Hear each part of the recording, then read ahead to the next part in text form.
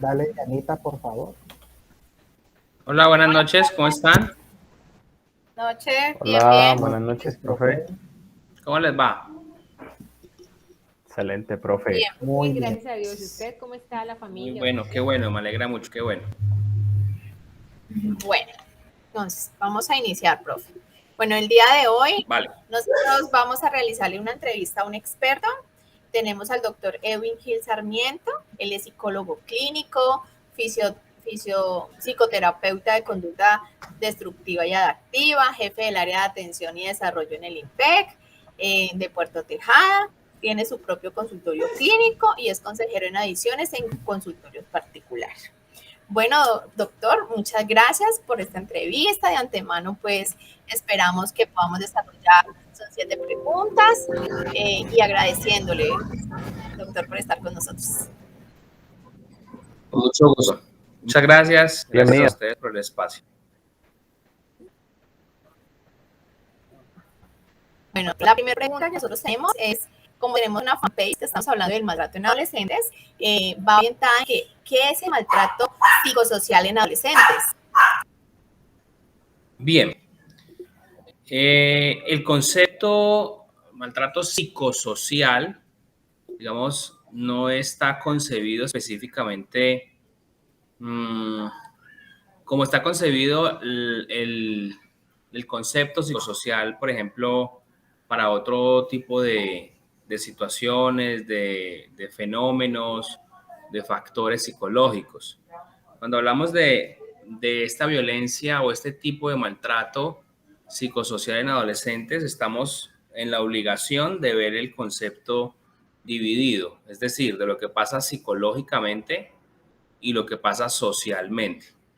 Entonces, aquí hay una gama muy amplia, dijéramos, de respuestas o de conceptos, porque aunque los tipos de violencias están siendo estudiados desde hace muchos años, en adolescentes existen, por ejemplo, otro tipo de intereses más marcados. No quiero decir que la violencia psicosocial en esta población o en esta etapa de la vida no sea objeto de estudio, sí lo es, pero por ejemplo en la adolescencia se estudia más el suicidio, digamos.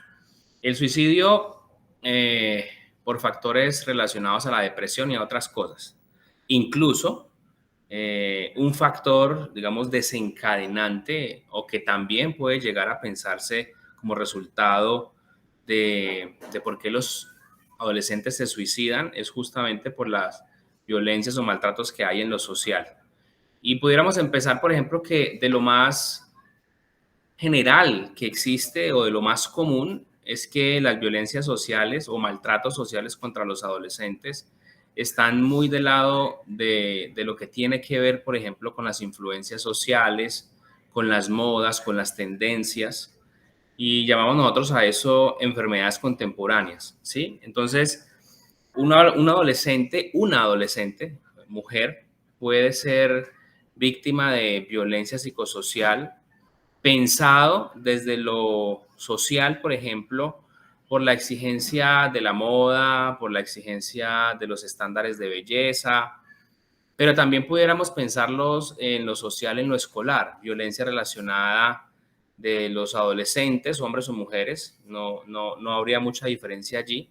Por ejemplo, por parte de los educadores, de los docentes, violencia familiar que también es parte del lazo social por parte de sus padres, de sus cuidadores o de sus pares y hermanos. Entonces, en términos generales, la violencia psicosocial tiene que ver específicamente en adolescentes, en todos los factores que influyen a que esta población sea víctima de violencia o de maltrato. Básicamente es como se podría concebir. Bueno, profe, entonces, doctor, podríamos decir que de dicho maltrato trae como consecuencias el factor más determinante, como usted decía, el suicidio. ¿Y qué otras consecuencias podría traer? No sé si sea el más determinante, porque no soy experto en el campo del suicidio y los factores asociados al suicidio en adolescentes, pero sí hay una gran relación. Otra, o sea, el suicidio aparecería allí como un resultado, ¿ok? De la violencia o del maltrato. No sé qué tanto está relacionado, habría que mirar las investigaciones recientes, pero sí sé que hay una relación muy importante o una comorbilidad. Otra cosa muy asociada son el desarrollo de sintomatología relacionada con la depresión, con la angustia y con la ansiedad. Estos tres conceptos, aunque son muy reconocidos como enfermedades emocionales, pudiéramos decir, o afecciones psicológicas, no solamente es en los adolescentes, sino en la población, en las personas en general. Pero en los adolescentes tiene un particular impacto, justamente porque los factores que desencadenan angustia, depresión y ansiedad tienen que ver con violencia de pares, por ejemplo. Entonces, ahora es mucho más conocido que antes y ahora incluso hay hasta bromas al respecto cuando se habla del bullying. Y, por ejemplo, el bullying es un tipo de maltrato por pares, sobre todo en la adolescencia, que hace de alguna otra forma, que genera más bien en la población adolescente, pues justamente unas respuestas emocionales. Y esas respuestas emocionales están relacionadas con la ansiedad, con la angustia y con la depresión. Muchas gracias, doctor Edwin, por, digamos, despejarnos todas estas dudas a partir de las preguntas detonadoras que se hicieron, a partir de los conceptos, el desarrollo, la experiencia que usted tiene en este campo. Pero a partir de lo que nos está explicando, digamos, cómo afecta estas consecuencias que nos estás planteando en la interacción social de las personas maltratadas, caso específico, caso exacto de los adolescentes. Como toda afección psicológica, Diego, su respuesta es muy variada. O sea, lo que desencadena en el lazo o en la interacción social o en el vínculo social es muy variado. Eso no son cosas, aspectos o factores contados y que sean muy pocos. Al contrario, son numerosas, ¿sí? Por ejemplo, se ha encontrado que los adolescentes que han sido víctimas de maltrato o psicosocial o de violencia o de cualquier tipo de violencia en general, pues podrían llegar a desencadenar desde algunos trastornos relacionados, por ejemplo, con la alimentación, como trastornos relacionados al sueño, como trastornos relacionados a factores gastrointestinales, por ejemplo. Eso en cuanto a la afección física, ¿no? En cuanto a la interacción social, pues una persona que se enferme o que otro par lo enferme por la violencia que esté viviendo, por el maltrato que esté viviendo, pues realmente genera un cuestionamiento muy importante porque uno diría, bueno, ¿cómo es que un adolescente puede llegar a hacer que otro se enferme por la presión social, por el maltrato, sea psicológico o sea físico?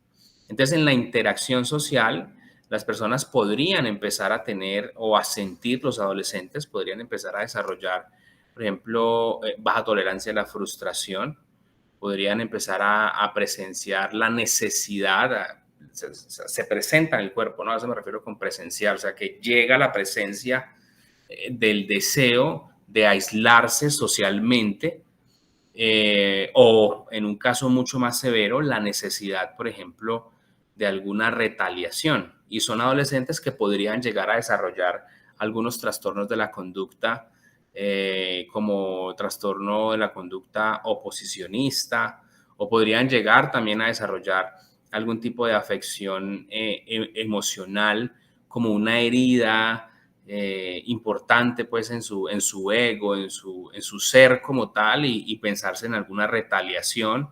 Entonces ahí el desarrollo de alguna sintomatología de personas asociales o personas que necesitan vengarse de alguna forma. Entonces vemos los casos famosísimos que hemos visto de Estados Unidos y de otros países donde hacen matanzas en los colegios, en las universidades, en los campus educativos, y eso son consecuencias de eso. Entonces, en respuesta a tu pregunta específica, yo pienso que la afección que se da en el lazo o la interacción social es muy amplia. O sea, no sería interesante pensar si pudiéramos elaborar estudios que desarrollen la predicción de ciertas conductas que nos dijeran más o menos cómo pudiera comportarse un adolescente que ha sido víctima de violencia o de maltrato psicosocial. Entonces, son muy variadas, y entre las que acabo de comentar hay otras más, ¿no?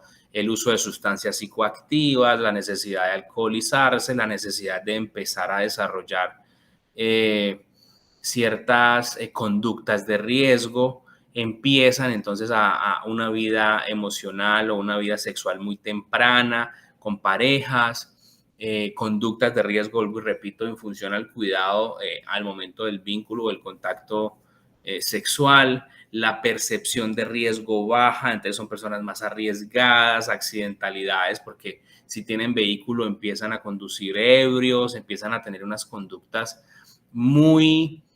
que rayan muy en el trastorno límite de la personalidad, ¿ok? Entonces, es más o menos como una pequeña generalización, pero las afecciones son muchas, además de las que acabo de mencionar. Muchas gracias por ese valioso aporte. Pues la verdad habían cositas que no entendí, a partir de esta respuesta nos amplió más el espectro. No, doctor, digamos que a partir de su experiencia, su recorrido, además como usted es psicoterapeuta, ¿cómo se puede tratar este maltrato psicosocial en los adolescentes? ¿Qué pautas o qué, digamos, prognosis se puede hacer frente a este tipo de casos? Al igual que el desarrollo de ciertas patologías o de cierta sintomatología psicopatológica tan variada, de la misma manera existen intervenciones muy variadas, ¿sí? Digamos, en términos generales de intervención, la psicología clínica propone una intervención muy interesante en sus componentes cognitivo-conductuales. Permite también de alguna u otra forma pensarse en la búsqueda de la trascendencia del ser. Entonces hay una influencia del humanismo, del existencialismo. Entonces, como que a manera de terapia uno pudiera pensarse que hay muchas alternativas, incluso la posibilidad de hacer interpretaciones y buscar la posibilidad de representaciones imaginarias o simbólicas desde el psicoanálisis. Me parece que podría ser una manera, una excusa muy interesante para usar la psicología integral, que por ejemplo en nuestro país es poco concebida, pero en países europeos y de habla hispana, por ejemplo como España, allá entienden muy bien la importancia de un enfoque clínico integral. Entonces son terapeutas, son psicólogos como nosotros, que se forman en una especialidad o en una maestría de varios años. O sea, esa especialización justamente es mucho más larga que una normal de acá de Colombia, que dura un año, y se especializan en varios enfoques y se llaman psicólogos integrales o integrativos. Eso es muy interesante. Entonces, desde el enfoque creo que hay mucho por aportar. Yo pensaría que casi cualquier enfoque clínico pudiera aportar a la intervención. De recomendaciones o de qué se podrían hacer con los adolescentes, yo pienso que una muy buena alternativa que yo particularmente uso con mis pacientes de conducta destructiva o conducta adictiva son los grupos de apoyo. Estados Unidos, póngales el ejemplo de Estados Unidos porque hay muchas cosas que me parece que no hacen bien. No es materia de discusión en esta entrevista, pero hay otras cosas que sí hacen muy bien. Y ellos han entendido, por ejemplo, que el desarrollo de los grupos de apoyo en los seres humanos es vital. Aquí en Colombia, al nivel de EPS, por ejemplo, no hemos entendido que si hacemos consulta uno a uno es más demorado, pero si hacemos consulta masiva, bueno, no masiva, pero grupal, por ejemplo, para este tipo de situaciones sería muy bueno. Entonces, el desarrollo, por ejemplo, de grupos de apoyo de adolescentes que son víctimas de maltrato psicosocial sería genial. Entonces, tendríamos ahí adolescentes que fueron maltratados por el profesor, por los padres, por pares, bueno, etcétera, etcétera, con una diversidad de pensamientos y con una diversidad de herramientas y estrategias para afrontar lo que les está pasando. Entonces, a mi modo de ver, a mí me parecería que desarrollar una estrategia de grupo de apoyo de adolescentes que han sido víctimas de maltrato psicosocial sería muy bueno. Y por supuesto, el factor clásico, ¿no? Que es la intervención familiar, desarrollar la red de apoyo de trabajo de ese par, porque entendemos que cuando hay un fenómeno psicológico en la familia o en un miembro de la familia, cuando se centra la intervención en ese solo miembro, en esa sola persona que tiene la afección, pues resolverá algunas cosas. Pero si hablamos de adolescentes, estamos hablando de que hay minoría de edad, pues tendríamos que intervenir también en la familia. Y todo el mundo, todas las universidades, todos los libros, todas las recomendaciones psicoterapéuticas hablan de eso, de la red de apoyo familiar, del trabajo familiar, pero no lo hacen. Los psicólogos están llamados a intervenir, pero trabajan con el paciente, pero no citan a la familia, no citan al grupo de apoyo de esa persona con la que vive. Entonces eso hay que hacerlo. Y finalmente, me parece muy importante el componente de un desarrollo espiritual, entendiendo espiritual como el desarrollo de la trascendencia del ser. Hay gente que lo encuentra en la religión, en el deporte, en la práctica espiritual del yoga, bueno, en muchas cosas, en la meditación, en la reflexiología. Son cosas muy interesantes que desarrollan una disposición hacia lo espiritual y la trascendencia del ser para crear adolescentes más fuertes, para que puedan soportar esos atentados a la autoestima, esos atentados al ser como tal, pero también generar y apoyar la formación de adolescentes más respetuosos, de adolescentes que sientan más el dolor del otro, que sean capaces de pensarse una, dos y varias veces si le voy a hacer daño al otro con lo que yo voy a hacer o con lo que voy a decir. Entonces tendríamos las dos vías, ¿no? Adolescentes más fuertes, porque nuestra adolescencia de hoy en día pareciera que fuera de porcelana, se desmorona con nada. Y eso es un concepto, yo trabajo mucho con mis pacientes y yo le digo, tenés que romper la porcelana porque cualquier cosa no te puede quebrar, cualquier cosa no puede romper tu autoestima, cualquier cosa no puede quebrantar tu opinión, tu pensamiento y tenés que estar parado y parada. Y es muy del discurso motivacional, pero obviamente con un trasfondo de espiritualidad que a mí en lo particular me ha funcionado mucho. Serían mis 3 recomendaciones. Muchas gracias, doctor Edwin. Nosotros tenemos otra pregunta que va muy ligada como a algunos estudios que tuvimos que hacer antes de poder crear la fanpage. Y digamos que en ese trasegar nos dimos cuenta que uno de los principales victimizantes eran los padres de familia. Ante esto queremos hacer la pregunta, ¿quiénes deben tomar la iniciativa o ser esa red de apoyo para los adolescentes, teniendo en cuenta que los principales maltratadores son sus padres, tutores o cuidadores? Yo pienso que si los principales maltratadores son los padres, existen casos en los que esos padres no son los cuidadores principales. Entonces allí habría que educar a quienes son los responsables principales, a los cuidadores, los abuelos, los tíos o con quien estén.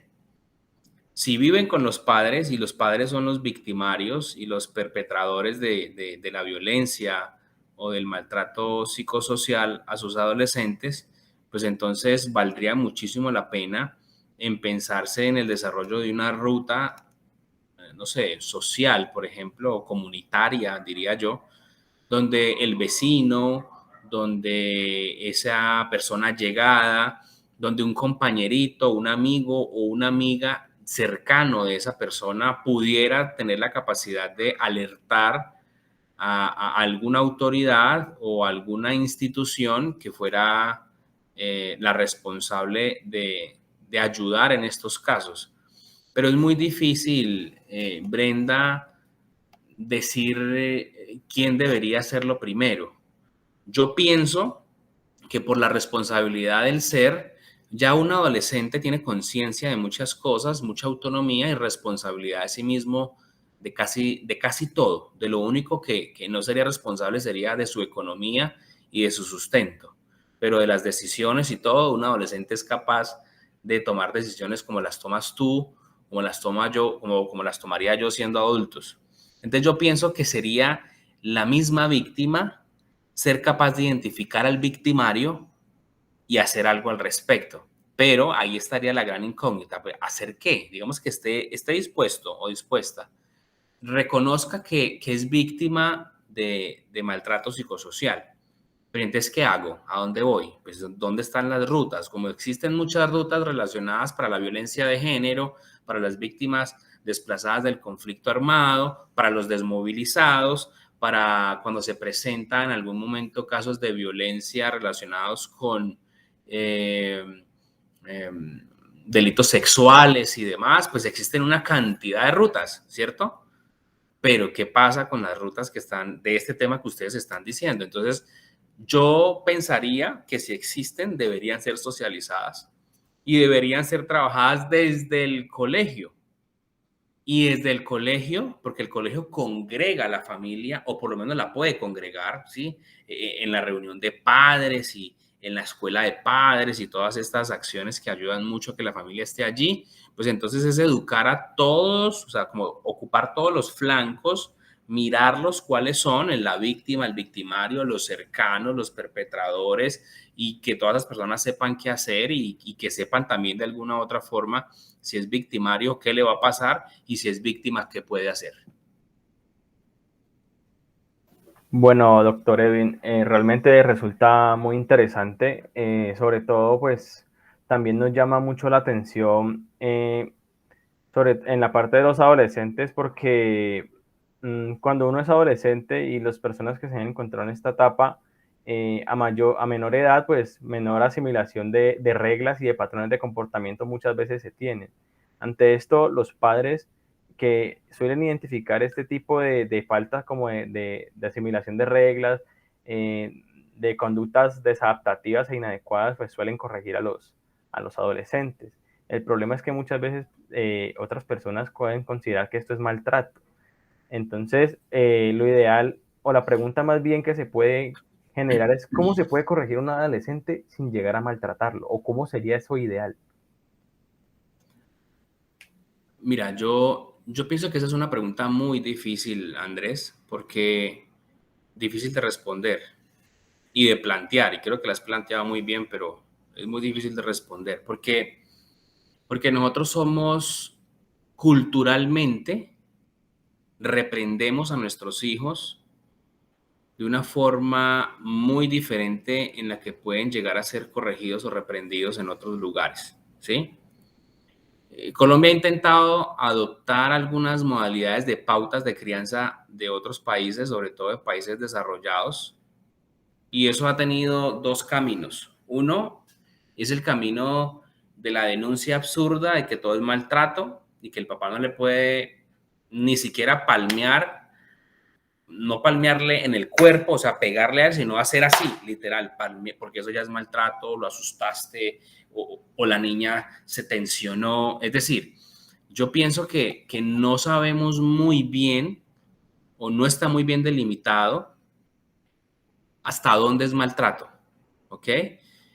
Partiendo de allí, pues entonces cualquier cosa podría ser maltrato o ninguna cosa podría ser maltrato. Yo no sé si a ustedes les tocó, pero a mí me dieron chancla y correa, ¿ok? Bueno, yo todos dijeron que sí, a mí me dieron. Y mi mamá y mi papá nunca fueron, pues, maltratadores. Miren mi respuesta. Nunca fueron maltratadores que yo dijera, no es que iban a acabar conmigo. Perdón. Pero a mí me daban correa y me daban chancla. Entonces, si eso pasa ahora con otros nenes, por ejemplo, con nuestros hijos, seguramente eso sería maltrato, ¿ok? Y sería un maltrato de violencia terrible. Yo pienso que si ponemos en claro cuáles podrían ser las alternativas que tenemos para corregir a nuestros niños, podríamos tener más claro cuáles podrían ser las mejores maneras de llamar a conciencia de un adolescente. Lo que sí es cierto es que ya un adolescente es casi un adulto. Es que un adolescente es una cosa extraña, hasta en lo químico, porque no se es niño, pero tampoco se es adulto. O sea, eso es una cosa terrible. Ser adolescente es una vaina hartísima. Para hombres y para mujeres, los peladitos se ponen flacos, feos, el gallo, la voz no sé qué, las nenas empiezan a experimentar que les salen las teticas, que la menstruación, eso es una cosa terrible, ¿ok? Entonces, delimitar eso y poder entender hasta dónde podríamos hacer una reprensión en el cuerpo o en la psicología, esa vaina no es tan fácil, eso no es tan fácil. Entonces, yo pienso que la mejor manera de llamar a corrección, a reprensión, a corregir, como usted lo quiera llamar en función a la pregunta, es haciendo la conciencia. Un adolescente funciona muy bien cuando aquí arriba se impacta. Entonces, los padres estamos llamados a ser creativos en las formas en las que corregimos o llamamos a la atención a los adolescentes. Pero efectivamente está comprobado también que lo que mejor funciona es el desarrollo de la conciencia. Ya la tarea está y dijéramos, la responsabilidad, ¿sí? Una responsabilidad más divertida, interesante, de que en casa los papás tengan la obligación de poder pensarse cómo llevamos a conciencia al adolescente. Que puedan entender también, por ejemplo, que un adolescente lo primero que pierde es la percepción de riesgo. Entonces, la sensación de que voy a estar saludable toda la vida, eso es así se siente. Te trasnocho, como mal, no como, duermo mucho, duermo poco. Todo ese tipo de cosas hacen parte de una pauta de crianza que nos podrían empezar a llevar hacia el camino de la mejor forma de regañar, de llamar la atención, de jalar las orejas a los adolescentes. Creo yo que sin lugar a dudas es la generación de conciencia de lo que esté pasando. Si es un problema sexual, si es una situación relacionada con lo social, si es una situación relacionada con lo económico, porque a los adolescentes todo les preocupa, pero también al mismo tiempo nada les preocupa. Entonces allí hay una cosa bien difícil y el reto está sobre todo en la casa. Bueno, yo diría que podemos rescatar de esta entrevista con el doctor Edwin Gil Sarmiento, que hemos hablado de comorbilidad como el suicidio, los trastornos de conducta, la afección emocional, las heridas en ego del ser, el manejar la trascendencia del ser en varios imaginarios, los grupos de apoyo que son muy importantes, componentes espirituales, pero puntos muy, muy importantes aparte de todo lo que nos ha comentado el profesional es que el adolescente puede tomar decisiones, identificar al victimario y puede reconocer que es víctima y conocer las rutas, pero sin dejar que la escuela o el colegio debe de socializarlas para que estos las puedan empezar a manejar y la familia las conozca, que es algo muy importante en este tema, porque es de socialización pública, es que todos debemos de ser parte de este proceso y dar a comunicar a nuestros familiares, a nuestros jóvenes y saber que los colegios también tienen una gran importancia en este proceso.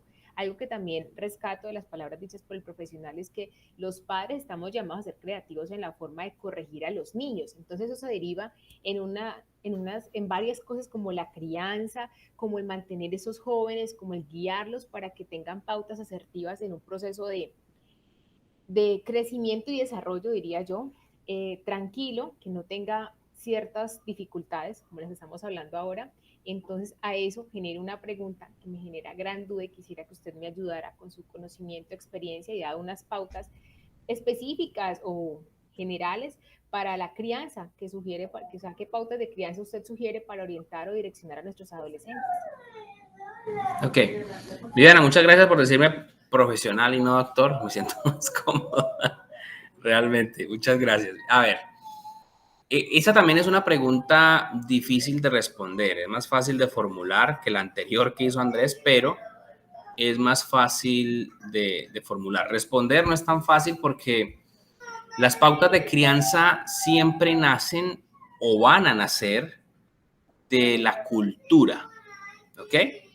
Entonces, la forma en la que una cultura, pensemos la cultura paisa, la cultura bayuna y la cultura bogotana, rola, ¿sí? Y estamos hablando de ciudades. Las tres son diferentes. Ahora pensemos en las culturas que adoptan una manera diferente de criar a sus hijos en ámbitos internacionales, para afuera, en otros países, en Estados Unidos, en cualquier país de Europa, es muy diferente. Entonces, las pautas de crianza tienen que estar pensadas, si se van a poder sugerir, tienen que estar pensadas desde la comprensión de cómo funciona la cultura. Entonces, lo interesante de ser colombianos es que hay algo que nos atraviesa y algo que es igual, ¿sí? Hay muchas cosas que las podemos encontrar en común, pero también ser colombianos hace parte de un sinónimo de ser diversos. Entonces, las pautas de crianza tienen que estar pensadas en que lo que le ha funcionado a cierta familia y ver el ejemplo de los hijos, de los abuelos, de los tíos, de quiénes son esos familiares, podría empezar a ayudar. O sea, es como tomar ejemplos de familias, entre comillas, exitosas en las crianzas de sus hijos y mirar a ver qué valores hay allí, cómo transmiten esos valores, quién los transmite. Normalmente en las culturas latinoamericanas, quien transmite los valores, pues sobre todo es la mamá. La mamá los transmite y el papá los rectifica. Entonces sigue existiendo el tema de que la mamá educa y el papá reprende y llama la atención. Entonces a veces también dicen, no, es que las decisiones importantes pues las toman entre los dos. Y eso es mentira. Ni siquiera saben quién las toma, si él o ella, porque el adolescente va a pedir permiso, entonces si el papá no quiere que salga o si no le quiere dar la respuesta, la mandan de la mamá. Y la mamá le dice pues lo que le diga a su mamá. Eso es muy colombiano y eso es una pauta de crianza. Una pauta de crianza en función de quién maneja la autoridad y cómo manejamos los permisos. En esos momentos una pauta de crianza debería ser, pongámonos de acuerdo con los permisos. Y en ese momentico se reúnen los tres, papá, mamá y quien está pidiendo el permiso. O se reúne papá y mamá aparte y le dicen, digámosle que sí o digámosle que no, pero pongámonos de acuerdo. Pero eso no lo hacemos. Eso funciona más como del humor en el que yo esté. Otra pauta de crianza, digamos, frente al tema del manejo de la autoridad que debería ser compartida, la segunda debería ser como la posibilidad de que los mismos padres incentivaran la participación de los hijos en la toma de decisión del hogar. Entonces, pues los hijos no toman decisiones. ¿Cómo van a tomar decisiones? Pues claro, no las pueden tomar, pero por lo menos que le participen las decisiones. ¿Usted qué piensa de esto? ¿Usted qué piensa de lo otro? Vamos a vender la casa porque queremos comprar una mejor, o vamos a vender la casa porque tenemos una dificultad y tenemos que irnos a vivir en arriendo, o tenemos que irnos a otro barrio, o a papá o a mamá le salió un mejor trabajo en otra ciudad. Pongámonos de acuerdo. Es decir, participar al adolescente de las decisiones familiares. Yo conozco familias que las hacen, pero eso no es una costumbre colombiana. Muy pocos. Deberíamos empezar a hacerlo. ¿Ok? Y creo yo que otra pauta de crianza interesante, que la mencioné hace unos minutos, debería ser el llamado a la conciencia como del entorno familiar, ¿sí? El papá y la mamá solamente le muestran el problema o los problemas familiares al adolescente cuando están discutiendo, cuando están peleando. Es que usted es un inconsciente o usted es una inconsciente, no se da cuenta que es que, mire, ese botadero de agua, ese botadero de energía, o es que usted todo el día acostado, acostada y no ayuda, aquí no tenemos empleada. Así funcionamos, ¿ok? Pero una pauta de crianza allí adecuada sería distribuyamos las responsabilidades de los quehaceres del hogar. Es casi siempre son para la mamá. Y si en la familia hay hermanas, son para las hermanas. Y los chinos o los hombres están en la calle jugando fútbol o en la consola de videojuegos y tal. Y eso sigue pasando. Entonces, hacer, por ejemplo,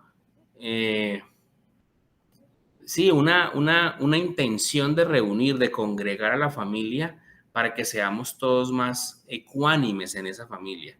Y yo creo que eso podría funcionar, sería interesante. Y las pautas de crianza, pues ya las tradicionales, ¿no? El tema de la no violencia, está pegando muy duro, enseñar a los niños o a los adolescentes sobre el tema del respeto a los adultos, del respeto al cuerpo, de que papá y mamá son autoridad, que tienen que seguir lo que ellos digan, pues todo lo tradicional que ya conocemos, creo que aplicaría. Pero tratando de ser un poco creativo, creo que esas tres podrían funcionar muy bien.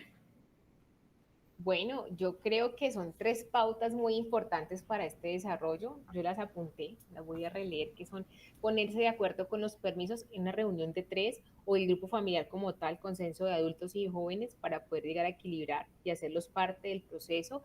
La posibilidad de que los padres motivemos a nuestros hijos en la toma de decisiones o les participemos de estas para que no se sientan como que hacen siempre lo que uno dice, sino que sean partícipes y tengan como al menos se tenga en cuenta la respuesta de estos o su voz, así no sea el voto, pero tenerse presente. Y por último, tengo el llamado a la conciencia del entorno familiar, ser ecuánimes en el desarrollo, que es lo más importante que usted ha resaltado ahorita y nos puede dar una buena perspectiva, buena forma de crianza para nuestros adolescentes. Considero que son tres muy importantes que debemos de valorar, tener presente y como lo decía, en estos modelos que está implementando Colombia de cojo de aquí, cojo de allá y armo como ese híbrido, algo tiene que funcionar, pero pues está el ensayo y el error. Entonces la idea es que empecemos a revisar como familias, todos, porque todos somos unas familias independientes, que seamos 1, 2, 3, 4, pero tenemos también a quien replicar la información y nos puede servir para generar procesos positivos en esta juventud y en esta generación que puede ser muy débil, pero que no tiene que quebrarse la porcelana, como lo decía el profesional, ¿o no es así? Así es, usted toma muy buenos apuntes, tiene muy buena retentiva. Bueno, profesor, porque también fue docente o es docente todavía, el doctor Edwin Gil Sarmiento, psicólogo clínico profesional en una rama muy especial y específica que puede aplicar a nuestra convivencia. Como todos los ciudadanos, le agradecemos a usted enormemente el acompañamiento, el disponer su tiempo, el entregarnos ese conocimiento que muchas veces la gente no lo tiene tan a la mano, pero que puede adquirirlo. De verdad, muchísimas gracias a usted. Recordamos que este es un trabajo de quinto semestre de trabajo social con nuestros compañeros Brenda Vergara Gallego, Diana Mayerly Barbosa, Andrés Felipe Velázquez Reyes, Diego Fernando Motato Gómez y quien les habla, Viviana Campo Rosso. Profesor, profesional, psicólogo clínico Edwin Gil Sarmiento, nuevamente muchísimas gracias, mil gracias a usted por compartir. No está de más invitarlo a usted a todos para que nos sigan en nuestras redes sociales, en nuestra fanpage Jóvenes Positivamente, y no sé si quiere una frase para cerrar, algo así que despierta a todo el mundo y que nos tenga siempre conectados. Si tiene redes sociales también las puede decir de una vez para que lo sigamos y estamos pendientes de todo este proceso que puede ayudar a formar una generación mejor, más fuerte, que la porcelana no se quiebre y que fuera de eso seamos padres responsables y conscientes para tener unos colombianos que estén pendientes de todo. Nada, simplemente muchas gracias por el espacio. Es muy chévere poder ver el crecimiento de ustedes con la formulación de las preguntas, con la generación de la discusión de este espacio. Muy interesante. Y nada, sigan leyendo, instruyéndose, intentando ser mejores estudiantes cada vez más. Muchas gracias por el espacio. Muchas gracias. Feliz noche.